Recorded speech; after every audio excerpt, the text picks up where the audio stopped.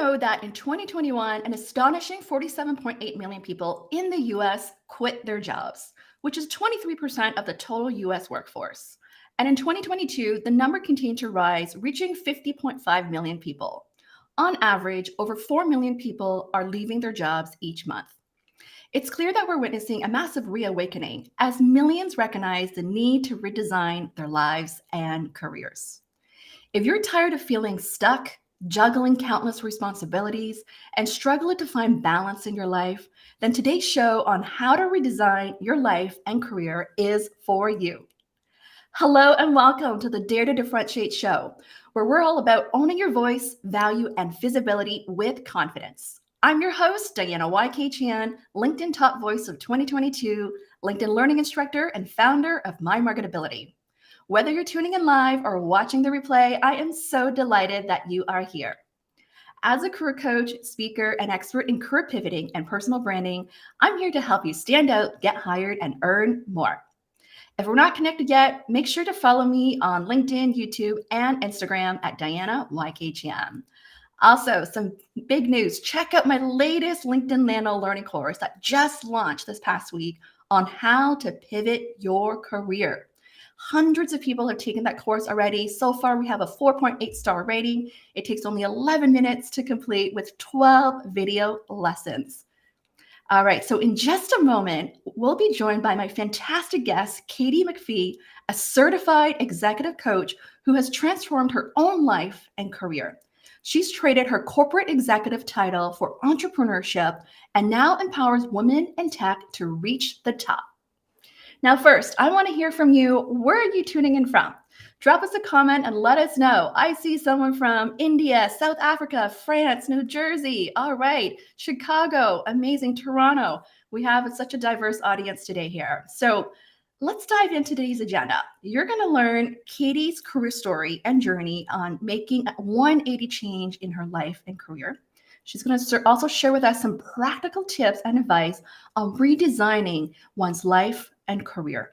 We're going to cover topics around common mistakes to avoid when redesigning your life and career, strategies for overcoming self-doubt and fear when making changes, the importance of work-life balance and mindfulness practices, and key considerations for busy leaders and executives when making major changes. Type in a +1 if you're excited. Type in a +1 here. All right. We have a great audience here. Welcome. So a few reminders. Replay will be available. You can hop on over to my YouTube channel where we'll be adding timestamps later on at Diana YK Chan. I want to encourage you to engage in the conversation, click like and comment anytime.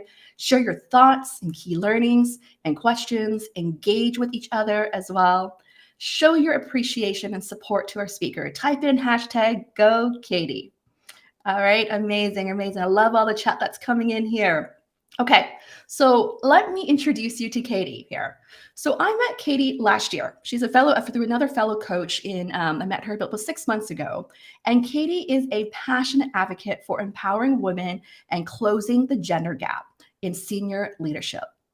As the founder and principal at Insights to Action Coaching and Consulting, she works with women to break through to executive leadership and become the successful, impactful executives they aspire to be. With 18 years of experience in sales and leadership under her belt, Katy has held senior leadership positions as a VP and EVP in the SaaS and tech space. Navigating the transition from manager to director to VP, Katy faced the challenge of balancing a young family and a demanding career, all while trying to figure out the next steps in her professional journey.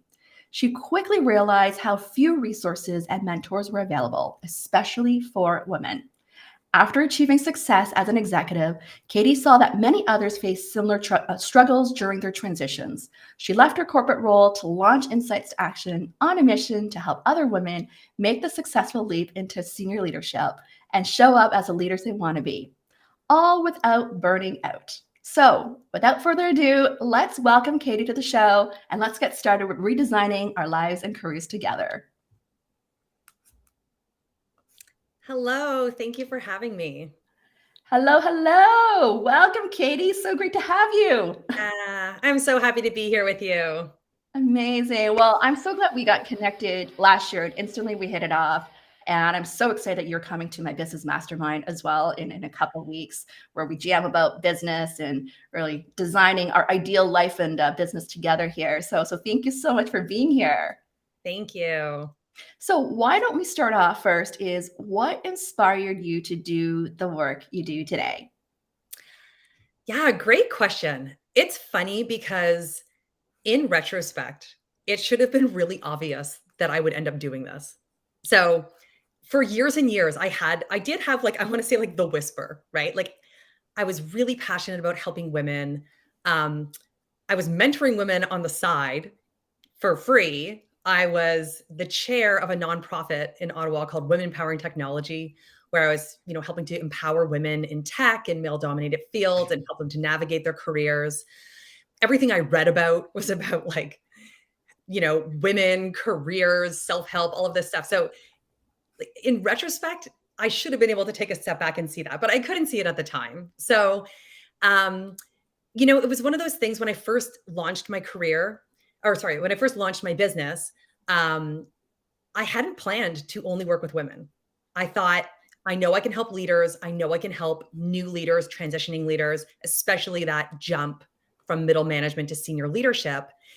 And it was really as I started to work with clients, write every single day, which taught me a lot about what I really cared about, and see the impact that I was having, that it clicked that I wanted to just pivot my business and only work with women and help women to break through to executive leadership.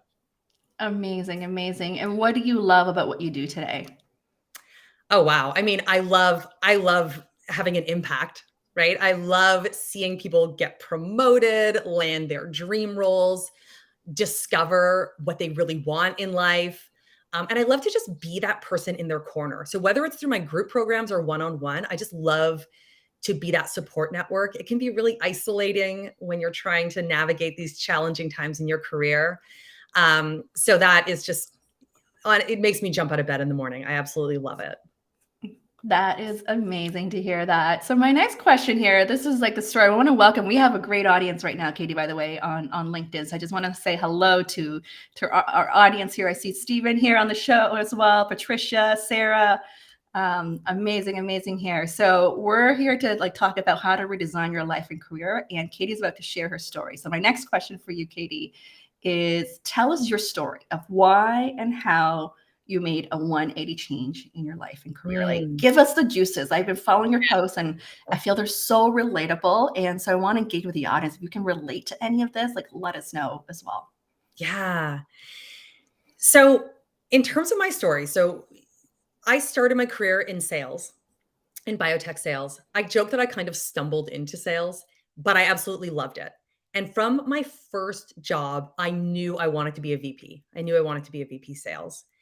I loved working with people. Like the thing that really lights me up is helping people reach their full potential. So I knew I wanted to move into leadership.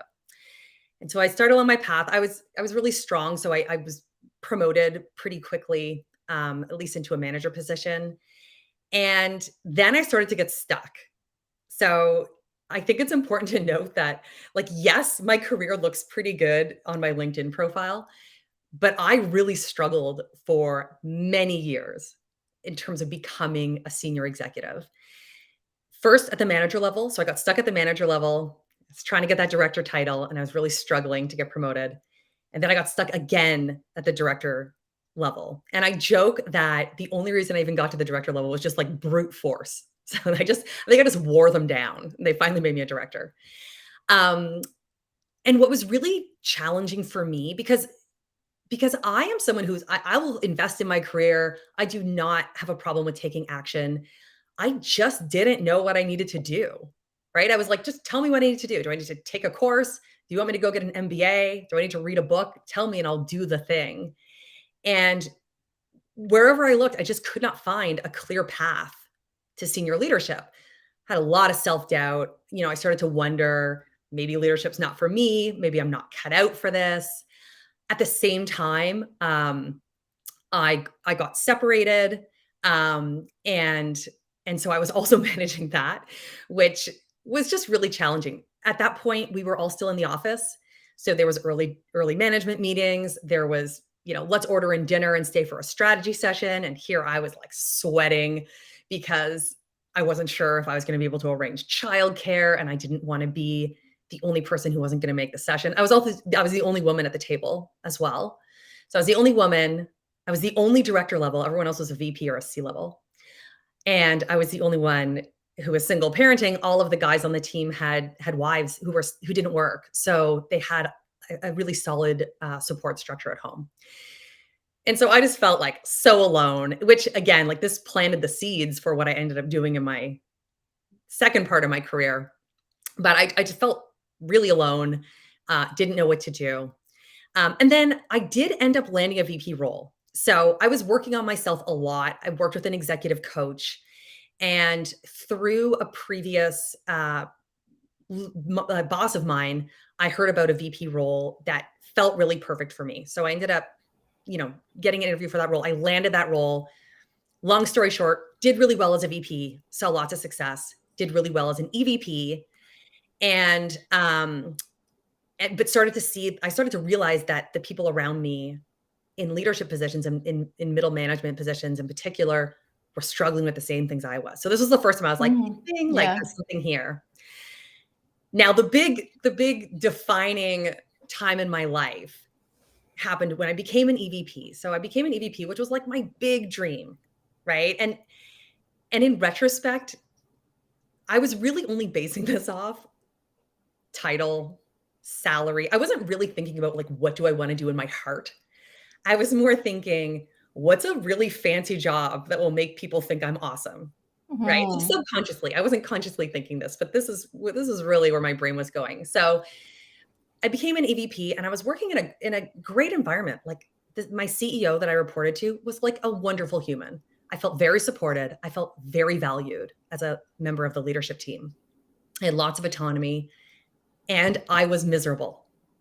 So I was like waking up every day so unhappy, like just unhappy, kind of depressed, fragile, so just not myself, because I'm a person who I'm an optimist by nature.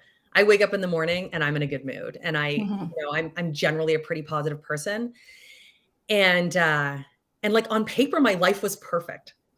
I was in a great relationship. I've got healthy kids, like everything was perfect on paper, but I just felt like really empty and really unhappy. And it was to the point, like my partner was even noticing. He was like, who are you? Like, who is this person? I was like really negative. I was unhappy. And it forced me to really look at myself and my life, which I probably had not really ever done, truthfully. I'd been so dead set on getting this external title, reaching this level of career success. I never really took the time to stop and think about like, who am I? What do I want? Like all of those, type of questions. And so that was it. That was the event. It forced me to go do a lot of self-work and really think about, why am I so unhappy, and what do I need to do with my life in order to get back to myself? I love that, the story that you just shared here. Like, if anyone can relate to this, type in a +1. Type in a +1 if you can relate to this story here. One of the things I really want to ask the audience to think about is, how are you defining success and happiness? Are you chasing the title or what society told us, like that's the next level of success there, right? Like, I think Katy's story has really alluded to the fact that here, like, is it really that, or is it something else here? So my next question for you, Katy, is what steps did you take to redefine success and happiness in a way that aligned with your personal values and priorities? And on the flip side here is also, how can people redefine success and happiness in a way that aligns with their values and priorities there? Yeah, that's a great question. I can definitely share what I did, because there was a few things I did that were really eye-opening for me, and I think set me on this path. The first thing I did was when I was still at my former company. So when I was an EVP, and I was, like I said, I was feeling really unhappy, and I was like, I was kind of at a loss. What is going on? I finally got the thing, right? And I'm miserable. I felt guilty, actually. I felt guilty for being unhappy, but that's a whole other topic. One thing I did was I decided to look at what things I was doing as part of my job that I loved and that really energized me, and what things I was doing that were like sucking the life out of me, draining my energy. And I made 2 columns in a notebook. It's funny because we're in the process of moving and I found my notebook the other day and I saw the list and I was kind of laughing because it's right there. I just took a pen and paper and I wrote, energizes me, drains my energy. And I listed everything I did. And surprise, surprise, the list in the drains my energy column was really long. And this was really eye-opening because, the reason I got into leadership was because I love people. I love helping people to reach their potential. As I mentioned, that's a thing that like drives me. What I noticed was that once I was at an EVP level, I wasn't spending most of my time doing that. I was spending my time doing strategy, which I loved, but also dealing with all the legal stuff, compliance, in spreadsheets, like all of these things that didn't drive me. In fact, I found them very de-energizing, especially anything with my personality, anything around like contracts and legals and all that stuff is just like, just sucks the life right out of me. So, I was doing a lot of that stuff. It was just a necessary, component of the job. And so, like I said, I was listing all of these things that I found really draining, and it was the bulk of my job. So I realized pretty quickly, I could make some small tweaks. Okay, I can get this off my plate. I can stop coming to this meeting, but I could not completely revamp this job. Like I couldn't do it well without doing some of these things. That was the first thing that was really eye-opening. The second thing I did was I started to visualize what my dream life would look like. And this is a thing I do with pretty much all of my clients. So whether it's in my group or one-on-one, I always introduce like a career vision, life vision tool, because it can be so pivotal in terms of helping you determine what it is you want in your life. And so there's a few different exercises as part of that. I looked at my life as a whole, at all the areas of my life, and thought like, how happy am I in each of these areas of my life? And then I thought, okay, what would my dream life look like? Not what's the next step based on external expectations, or what do I think I should do next? Like I'm always like, stop thinking, right? Where does your heart tell you want to go? And so when I thought about my dream life, I was like, I kind of want to have a business, which felt super, super scary to me. Like I just never thought that was in the cards for me. But I thought, I want to work with women. I think I want to have my own business. I want to have freedom. I want to do more yoga. I want to like meet a friend for lunch because my schedule was so jam-packed, like back to back to back meetings. I was overworked for many, many years, by the way. For many years, I just overscheduled myself and thought that was what it meant to be a leader.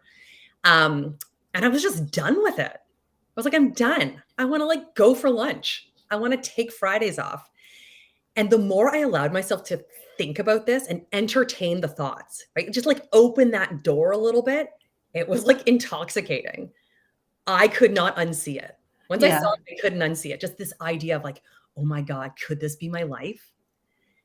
And so that was the big thing. I would say that was the big thing that really, really opened the door for me to make this big change. Wow, that's amazing to hear that. I love it. I can really feel the heart here. I can totally feel that's the passion and a heart. And I feel like a lot of people relate to this. There were so many plus ones, Katy. So what I heard, I just want to summarize here. Like one is really craft a list. What energizes you, what drains you. And I love that. Like your list of what drains you outweighed what energized you. So that was the sign.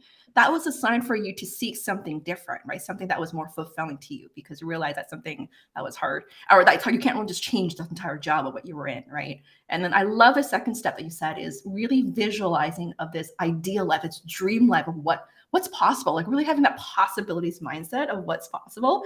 I love what you talk about going out for lunch. Like for me, like I love having that, like on a Friday, like I know you don't have meetings Fridays. Right? If we were in the same city, we would be having lunch on Fridays together. That's what I love too, right? Like making time for that. Like yesterday, like I took a half day off for a spa day. despite all these things going on. So I think that is so important that this is going out of autopilot mode of what we're used to or conditioned, that this is what our routine is, our schedule is, but really taking a step back and giving us permission of, hey, what is possible? Right. And does this excite me? Does this energize me? And so that's like a big indicator for you there. So my next question to you is, Katy, is what were some of the biggest obstacles you faced when it came to redesigning your life and career? Right? How did you overcome them? Like, what were those fears? And I'm sure I want to hear from the audience as well. Like, what are the concerns that you have when you're thinking about really redesigning your life and career? Like, what are your perceived concerns or obstacles there? Yeah. So you already hit the nail on the head. It was all fear, right? The only thing holding me back was fear. And this is the part where I like say the quiet stuff out loud that normally people don't say. But the things I was afraid of was, will I still be important? Right? Because I was like, I'm a fancy executive. I tied a lot of my self-worth to my career accomplishments. I would say I would tied 99% of my self-worth. A lot. And so I thought, well, if I'm not an EVP or a VP or some cool executive, who am I? Right? Like who even am I? What is my place in this world? Like, will I still be significant? And that was almost like embarrassing to say out loud, like, to think, but it was true. Like I had to face that as the truth. It was like, that is the thing I'm afraid of. So that was one. The second part of that is, what will people think? So it's slightly different. It's similar, but different, right? What will people think? I've made it as an EVP. I'm shattering the ceilings and I'm going to go quit and be a coach. Like, are people going to judge me?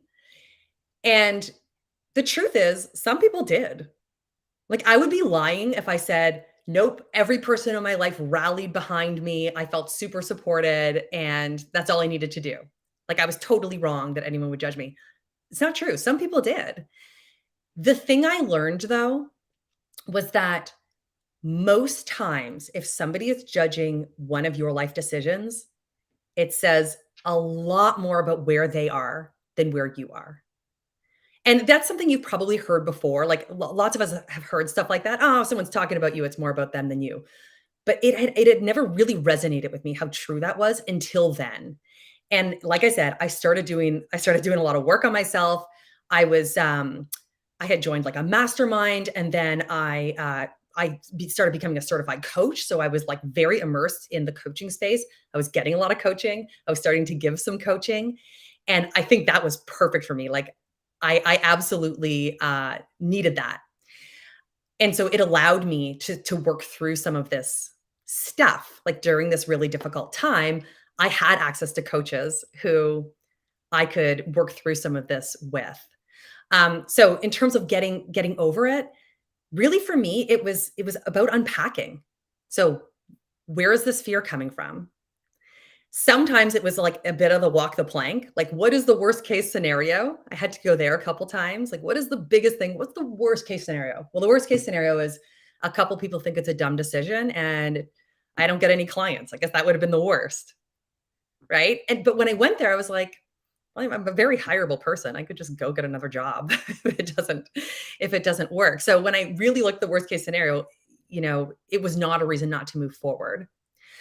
Yeah. And I guess the final fear was around this idea of putting myself out there into the world.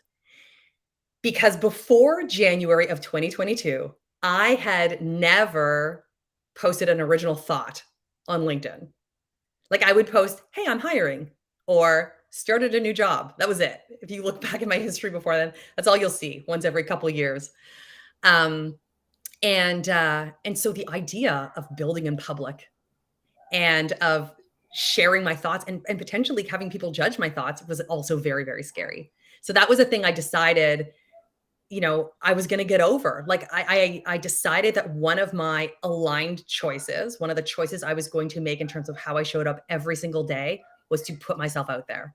Because my big dreams also included impacting thousands of women and growing a business. And I was like, I can't do that if I sit in my office in Ottawa and no one knows what I'm doing, right? Or if I only network with the closest people to me.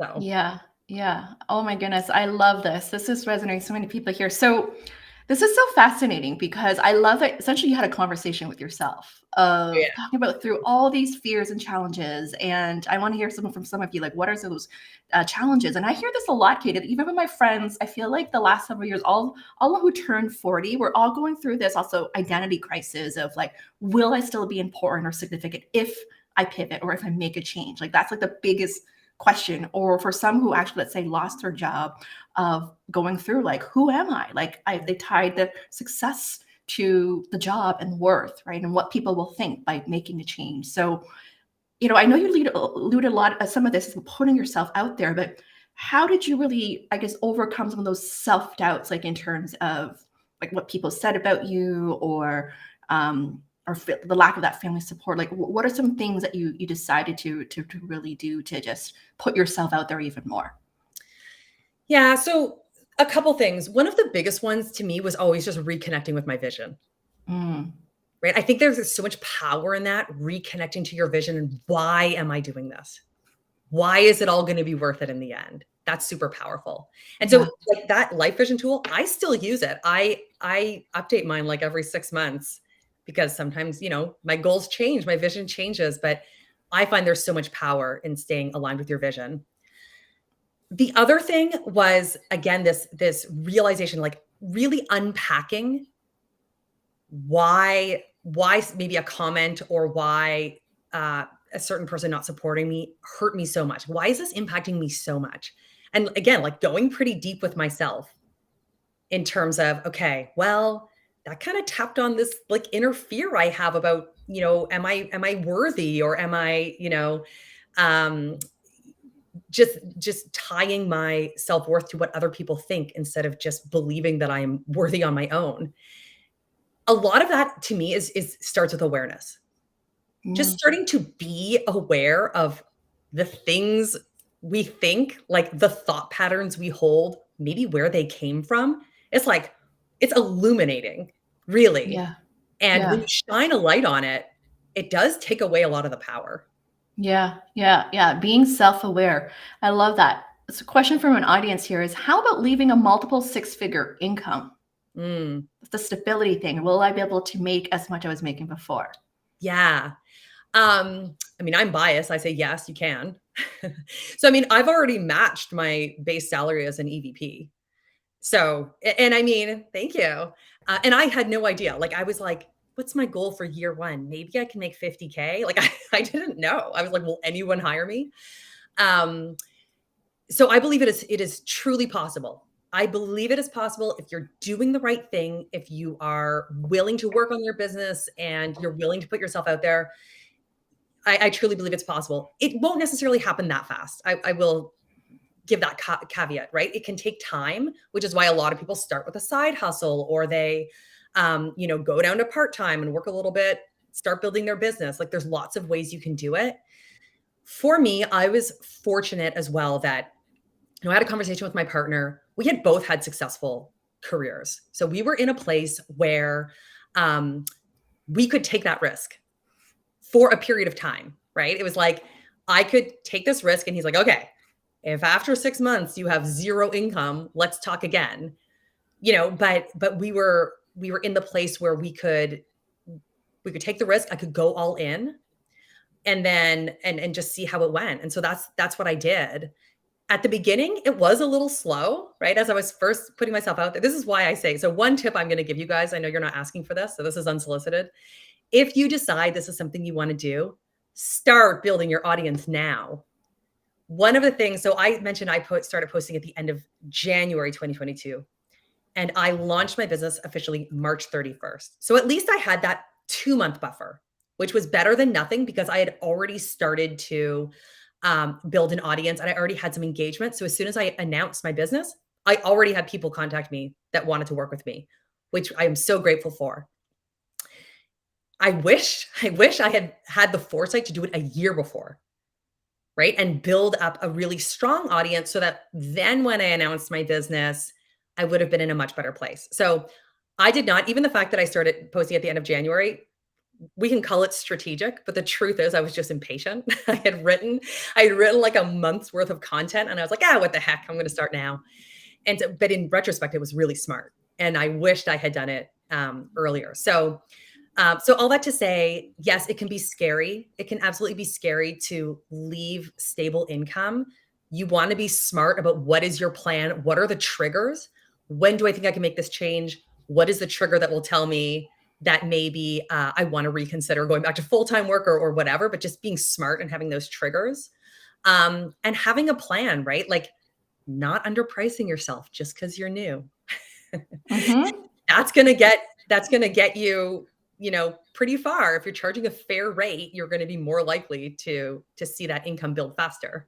Yeah, yeah. I love it. I love the fact that you have the belief, the mindset. That is so key. Like I feel like even for me, when I decided to make the change and pivot to entrepreneurship, when I made that mindset, I wrote down how much money I wanted to make and making 5-figure months. I wrote all that down. Like I really believed in that. And I remember another fellow coaching friend told me that that's going to happen. And so I believed myself so much that I just knew it was going to happen. And I think part of that, having that belief, you have this motivation that you're going to put yourself out there. Like, I think one thing, what I admire about you is like, when we talk about putting yourself out there is you also spoke your truth. Like you shared your story, you shared your journey, which is really relatable, I think, to the audience. When I look at your journey and how you built your growth on LinkedIn. By the way, if you're not following Katy, make sure you follow her there on LinkedIn. I love that you really shared your journey with others and being authentic and vulnerable. That makes it very relatable. And I believe whether people are deciding to start their business or pivoting to another career these days, doubling down on building your brand online, building your network, and really having demanding skill set is really important to double down on these days with everything that I see in the market right now. So I think it's just a smart move to build your brand there. So thank you for that. So let's move on to the topic question. I love the story here. If this really resonated, just type in a +1, show some love to Katy here. Our next question into the topic here, let me see, let me move down here, is how has like the pandemic shifted or affected the way people think about their life and career goals?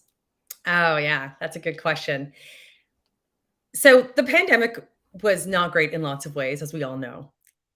The one silver lining of the pandemic to me was that it allowed people to, reconnect with their families, right? We got a lot more tolerant of, oh, you have a toddler, they walked into your room. It's not a big deal.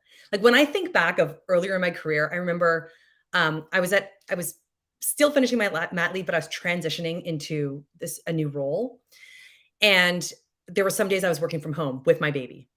And I had a call. I had to do a work call. And I was like, oh my gosh, how is this going to be? And I like put my baby in this high chair with all these like mums and cookies and things to be like, shh, don't make noise. And I had this customer call. And of course, the baby is like squawking in the background. And I was absolutely mortified. That just wouldn't happen now. Like nowadays, we are so tolerant of the fact that we have work, we have life. Sometimes they mix together. So I think that has been eye-opening for a lot of people. People like me who previously in my career, I was out the door before 7:45. I was home at 6:30 maybe. Like that, this is on a good day when I don't have an evening strategy session or I'm not traveling for work. And, I'm missing all of this time with my kids, but that was just the way it was. Like no part of me was going to question that because it's like, well, kids are with caregiver and I get like an hour with them at night and that's all I get. So I think what the pandemic did is because we were forced to spend all this time with our kids, we discovered that like this is a pretty wonderful thing, even for us, even for ambitious, career-driven moms and dads. Having that time with our kids is so special. We want to walk them to the park at noon, or we want to walk them to the bus in the morning. And a lot of people, through being at home for like 2+ years, were like, I'm not willing to go back. Like, I'm just not willing to go back to the way it was. My life is too important. Yes, I love my career, but there needs to be a better balance. So this was something I never expected to see from the pandemic. I don't know about you. Like, I never thought that was going to be the lasting impact of a pandemic. But sure enough, it's like the world has changed. And like, Yeah. we are just no longer willing to sacrifice like work-life balance or time with our kids. I mean, some of us still do. I'm not, let's be honest. But but many, many people are no longer willing to just give it all up for a job. Yeah, yeah, you're absolutely right. I think because, I mean, different people went to different things in their lives, but I think it's been like a wake up call for a lot of people, right? I've just seen, especially the last few years as a coach, of the pivoting cases I've seen. It's no longer just saying, "Hey, I want that next job title," but it's really first like, "Hey, I want a remote job, or I want something that gives me more meaning or more balance." Like it's more that coming first versus just like, "Hey, I want the next title here." So I think that's really, and this is why I believe this topic is so important, is that we really need to take a step back, to slow down, to think about this, of what's really important, and redefining what the success and happiness means there. Like something that I want to hear your thoughts too. What I've been seeing is, in some instances, I've seen people where they're taking the steps to start redesigning their life and career. For example, taking a role that is less demanding, like for someone, let's just say, who has young kids. But then the challenge or the fear that they feel is that they no longer feel they're as important.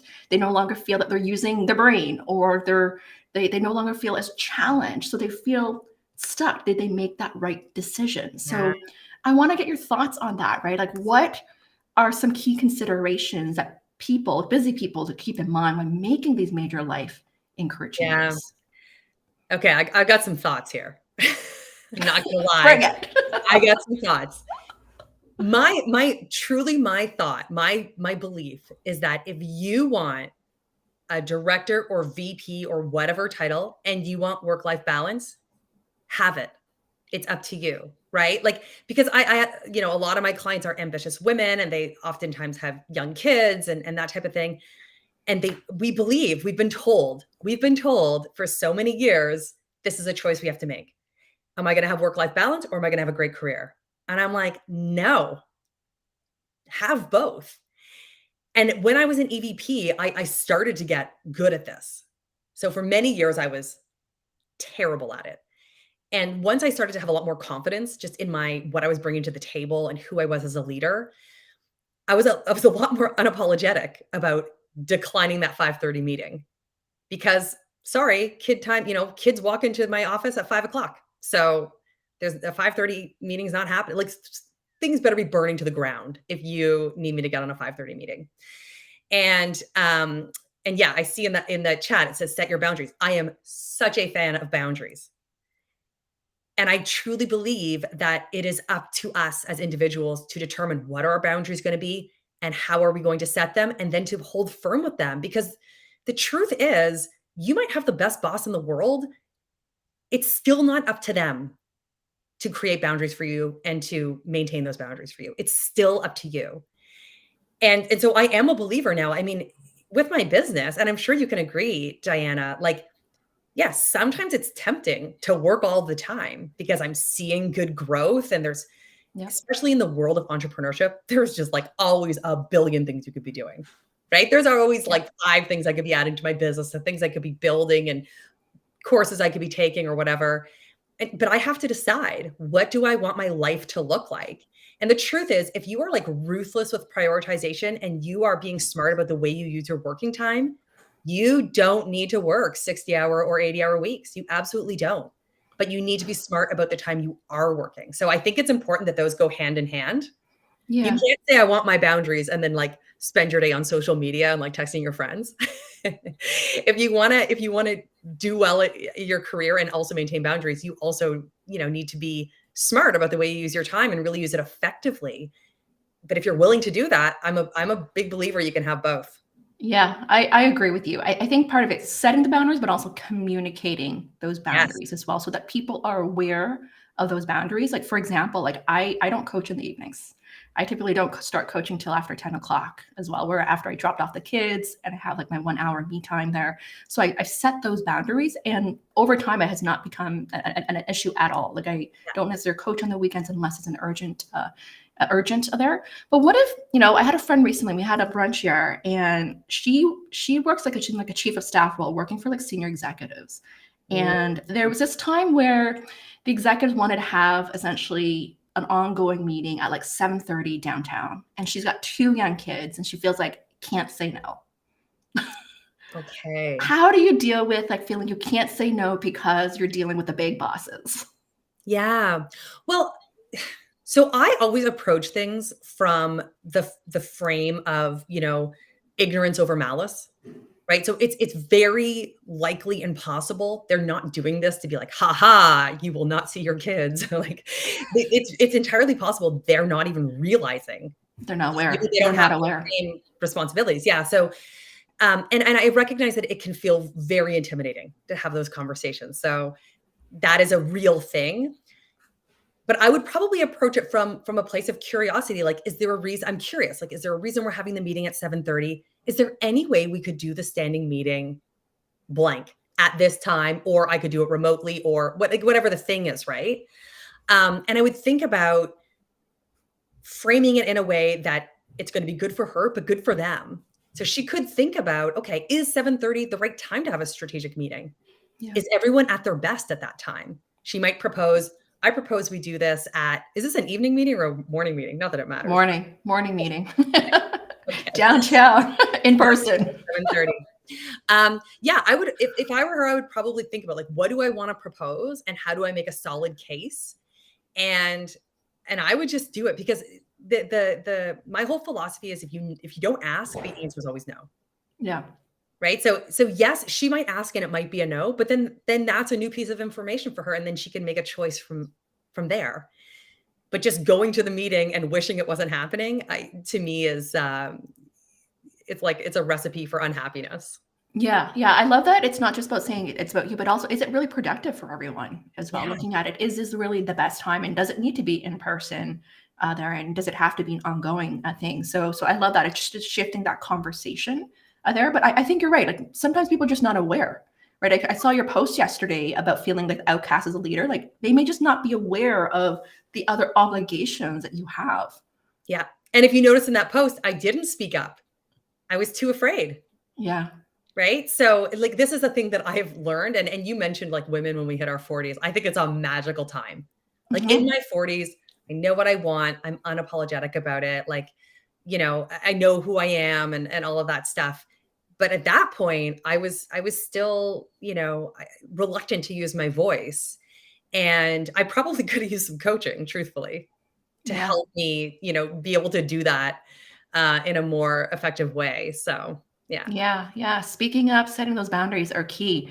So, Katie, my next question is: what are some common mistakes that people make when trying to redesign their life and Mm, career, and how can they avoid them? And I want to ask the audience if you have any questions that you want to ask, burning questions, feel free to ask it, Katie. We have the next 15 minutes together here. yeah. Okay, what are the big so I think there's probably 2, 2 common mistakes that I see. The first is, um, and I've seen this with lots of individuals around me who have all been launching coaching businesses and that kind of thing, um, is being afraid to just start. So thinking you have to have everything figured out, tied up with a bow. I need a perfect professional website. I need, everything buttoned up before I hit go. I need to know all of my offerings. I need to basically have my whole business plan. It's just not reality. Like, one thing that I always say to people, I'm like, year 1 is just learning. You're learning, you're building, maybe you're pivoting, maybe you're, refining your offers, whatever it might be. But don't put so much pressure on yourself. And, when I think about myself, I think about my fellow coaches in my program, one of the big differences between what I did and what they did, and this is like personality. It's because, I'm hard to slow down, but um I just started, right? Like, I wasn't worried. I created my own website, which, by the way, if anyone goes to my website, it's homemade. I made it myself. I'm about to launch the new one, which is actually like a professional website, but we're putting finishing touches on it. So, but I was like, day one, no one's going there anyways. No one's really I have no website traffic. Who cares? Right. So it's like, just start with a beginner's mind, knowing you're going to learn, knowing you're going to screw up, knowing you're going to figure it out, but just start. Momentum needs to start from somewhere. That's number 1. Again, it's just like, just that fear of just starting. The second one is kind of the opposite.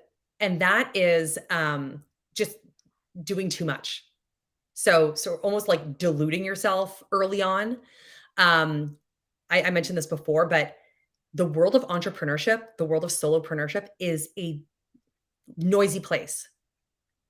You will be bombarded with tips and, masterminds and courses and things you could be doing. Like it's coming at you from all angles, and it can be very overwhelming.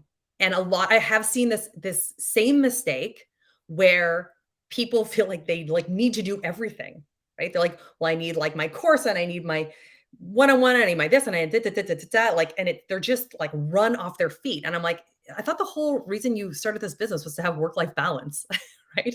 And now you're working for yourself. That is great. That's the person. If you're going to hustle for someone, make it you. Um, but you're kind of right back where you were, where you're super stressed out and you're doing a million things. And so one of the things that I did, because that second mistake is more in line with my personality. It's the thing I'm more likely to do. I decided to get really clear on what I wanted to do, prioritize like one thing or two things, right? And just do that. And I could have my future plan. That's like, okay, and then I'm going to do this, and then I'm going to do this, and podcasts and talks and this and that, whatever. But it was later. I was like, yes, I see you. I will get to you, but you're on my later list. And for now, I'm just going to get really, really good at, coaching and really, really good at whatever, right? So think about what those initial priorities are. Really get great at them, because it's hard to get great at 10 things at a time. Pick one. Yeah, I love that. I feel like, especially as high achievers, there could be this tendency that I need to have everything figured out and I need to be doing everything. I need to hit the ball. Like I need just to be like, I need to be there. I need to be able to, but it takes time. So I love that you talk about this. It's like the ruthless prioritization of what am I going to focus on in this first year? What am I going to focus on in the second year? And then you build on that, right? You build that momentum and you get more confident, because if you know this one thing is working, then building on the next thing is going to be easier there. Like I didn't launch my courses until 3 years of my business. Yeah. I experimented though. I tested it out through in-person workshops to test out the content. Yeah. But I didn't go create this massive thing until 3 years later, because I wanted to test it out. Like I know how big amount of work that is, that you need to experiment there. Yeah. So I think that is so important. Like I oftentimes hear when people want to start their thing or do, or even if or even just changing careers, I gotta have everything figured out before I could do it. But then we're really delaying the timeline of that change, and then you're not as happy, right? Yeah. So yes. So we have a question here. Stephen has a question here. This is a good one. For clients who think that they're too old or irrelevant, how do you ensure that it's never too late to make a change? I love that question. Yeah. Well, I mean, I was old when I made the change. I actually think there's a lot of value in having a decent amount of career experience behind you. What I talk to my clients about a lot too is, getting clear on what your story is. What is your story? What have you accomplished? What is your superpower? What are you passionate about? Is so important, because then you can frame it however you want to, right? So instead of saying, so-and-so is like 55 years old and launching their business, it's like, this person brings this experience. These are the things they've accomplished. These are the amazing things they've been able to do. And now they're going to teach you how to do them. So to me, in this particular topic, especially where it's like launching a business or moving into entrepreneurship, I think experience is on your side personally. Reframing the story and looking at what value you bring. And this is like the whole self-worth, self-value piece to look at, hey, how is this a competitive advantage? Exactly. So many things we could look at as a good thing or a bad thing. And so to your point, reframing, I think, is so key in lots of areas. Reframing is really important. But so instead of like, look objectively at whatever the experience is, whatever the data is, then ask, how can I reframe this as a superpower or as something really valuable? Yeah, the reframing is key in terms of having that momentum to build success here. So my next question here is, how important is it having a support system in place when reinventing your life and career? And what are some strategies for building one? I think it's so important. I think it's important at every stage in your career. Truthfully, the reason I launched my group program was to create a support system for women who are feeling stuck, right? So I was like, when I didn't have this for a lot of my career. When I was an EVP, I finally got access to a peer group, and I was like, where have you been all my life? It was just so great to have a group of people. You're in the same boat, you're facing the same challenges. You can share with each other in a safe space, right? You can be a bit vulnerable, be like, hey, I don't know what I'm doing here, or I need some help with this. And I valued it so much that I was like, I am going to make it my mission in the world to create these peer groups. So that's one of the things that I do. So that tells you how important I think it is. But you know, one thing is we tend to, I don't know about you guys, but you tend to like throw it all on your partner, right? And so I'm just like, let's talk about my business every single day, all day long. And I realized pretty early, like, this is just not fair to him because it's my business. And he'll talk, he's wonderful. He'll talk to me about it. But I needed people, like, I kind of think you need a structure where you have people, or at least someone who's a few years ahead of you, people who are where you are, and then maybe some people behind that you're teaching. Those might be clients, or they could be mentees, right? And I think that this is important because you need it all. So a few years ahead, they're the ones teaching you, right? That might be your coach. That might be a program you've signed up for. That might be a mentor. The people at the same level as you, those are your peers. And so for me, because I love being in a peer group so much, becoming a coach, I was like, I need a new peer group. Like, I need people just like me. And I've been able to make some great friends, like through LinkedIn, fellow coaches. Our business mastermind is a beautiful peer group. I love that group, right? Like, and it's just, so I think it's so, so, so important to have that, because that gives you those people. You can stop bombarding your partner at home or your friends or your parents, whoever. And you can talk to people who like really care. They care. They're going through the same thing. And you can get some real gems of advice from them that you can then decide to go incorporate or leave for now. But yeah, I'm a big believer in support. I love how you think about it, because you want the support from your immediate like partner or family member, right? I think that's important in terms of the structure that we need in place to make things work. There's that.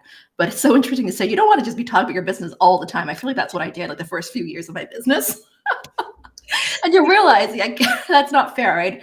And so I love, and this is exactly why I created this mastermind too, because I've noticed a few years ago, I was telling my husband that I felt like I was missing the peer group of people, like online entrepreneurs. Like, a lot of my friends are in big corporate. I mean, I can also still talk to them about work, but it's different. It's different in terms of running an online business. So I mentioned that that's what I'm missing there. And I think this is part of how I manifested creating my own mastermind as well, because then you can really talk more the details, the nuances of, like, let's say running a launch, running a live stream, pitching an offer, all these little details that it's hard for you to talk to a friend who has no idea about this whole online business world there. So I think it's so important to form something like that, because that's going to give you momentum, and you're going to be able to really talk about like even like challenging stuff that you're going through, like behind the scenes that you're not sure of, how to deal with like a difficult client, for example. Right? How to deal with this like a legal situation, for example. So I love how we think about that. It's not just your people in your immediate life having that support, but you want to think about, hey, how do you build your network as well? This guy's into networking. And I feel like the last few years, like even for me, I've really built a strong network on LinkedIn. Like, I have so many friends, I would say, that I have not met in real life. I consider them like my lifelong friends because of the stuff that I've been doing online there. Yeah. And I think it's important to understand like what kind of support you need and who you should get that from. I think that is my professional life, but also my personal life. Again, I realized, I used to go to my partner for all elements of personal support. And I was like, maybe a girlfriend's better for this one, right? So it's the same thing. Professionally, it's when it comes to the support around, I need to be able to dedicate this kind of time to my business or these resources or whatever. Like, I want you to manage the kids at this time or help me out. Like, yeah, you want that buy-in. You definitely want that support. If your partner or your family is not supportive, that can make it that much tougher. So I think that it's still core to have that support. But when it comes to like deep diving on a launch strategy, that like, he just doesn't have that interest. Like he'll listen to Yeah.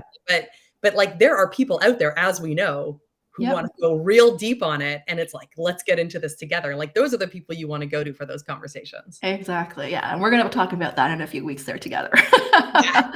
Can't wait. So I want to ask the audience, like, what is your biggest takeaway from today's conversation here? I want to hear from you. What are your big ahas, big takeaways that you've learned from Katy here? Katy, I have one more question before you go here is, what role does mindfulness and self-care play in achieving work-life balance and fulfillment? And how can busy leaders and executives integrate these practices into their daily lives? I know you're big on this. Yeah, this is like totally my jam. I think that mindfulness and self-care is absolutely critical to showing up as your best self, whether it's as an executive or as an entrepreneur. One of the things that I love, like I love meditation. And when I say love meditation, sorry, I should rephrase that. I love the benefits of meditation. I don't always love doing it. It was one of those things, like it took me years to create this as a daily habit because I was like, my brain's, all over the place. It's too squirrely. I just can't do it. But I can say that now that I prioritize self-care and meditation, like I would just never go back. I would never go back. I incorporate mindfulness into my every single day. So like I said, I meditate in the morning. I do yoga in the morning. I go for a walk at lunch every day. I take like these little mini mindfulness breaks during the day as well, which might just be like deep breaths or whatever. I am a changed human in terms of the way I show up. I have much more patience than I ever did. I'm able to manage stress. I'm able to manage my kids. I don't lose my cool. And it's because my cup is always full, right? So when you're starting from a full cup, you're in a good position to handle a lot of stuff. Whereas if you're depleted and you don't have any me time, you aren't investing in yourself, it's just that much harder. And I used to be like that. So I know I've been on both sides of the coin. Previously in my career, I remember joking, like, I'm great at balancing working kids. There's just nothing for me. And I used to say that kind of as a joke, but it was true. It was 100% true. I had no me time, like even taking a bath. No, like no time for that. I was on my BlackBerry or my iPhone or whatever working, right? So I've done a 180 and I can tell you, not only does it help you show up the way you want to, actually makes you more productive. It actually increases executive function, right? So it will make you better in what you're doing as well. So I'm a huge fan. And in terms of how they can do it, I'm like, just find what works for you. Yeah, taking baby steps, right? Like I think it's just really taking baby steps. One thing I do is every quarter, I audit my calendar, my schedule, and I look at what are little things I can do just to make tweaks. So like last year, like last quarter, I decided that no meetings Mondays. I used to coach every single Monday. And then I decided, what if I decided to just have no meeting Mondays? What would that feel like? What would that look like? And that gave me time and space to create, like creating more content, to create new courses. And I love it. I actually love it. I've never had that, but I was like, now I have no meeting Mondays and no meeting Fridays. So then everything else is in between. And at first it's like, I don't know if I can do this, but experiment. Like, what are some things that you could try out just to see if it works and if you actually feel better and if you're able to actually produce more as well. Yeah. If you had asked me, 3 years ago, if I'd be setting my alarm for 5:45 to like wake up and work out before my kids were awake, I'd be like, you've lost your mind. Right? Like, because you try something and see it. Does it work for you? Is it making your life better? You'll know pretty quickly if you want to keep doing it or not. And I love like the no meeting. So I haven't gone to no meeting Monday. I've carved out Friday. I don't take clients on Fridays since the beginning, since I launched my business. And I'm like, I'll never go back to taking clients on Fridays or any meetings on Fridays, right? Like that is my time, whether it's me time or whether I want to work on some admin stuff or I just want to relax or leave early for a weekend trip or whatever. I love that time. I love that. I love that.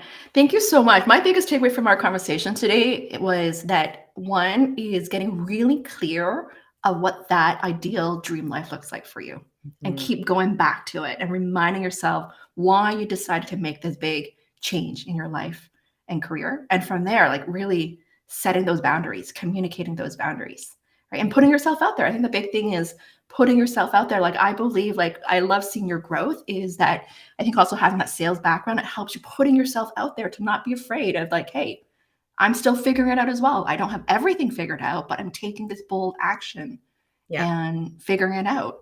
And that's very relatable. So yeah, let me see what some audience said here as we wrap up here.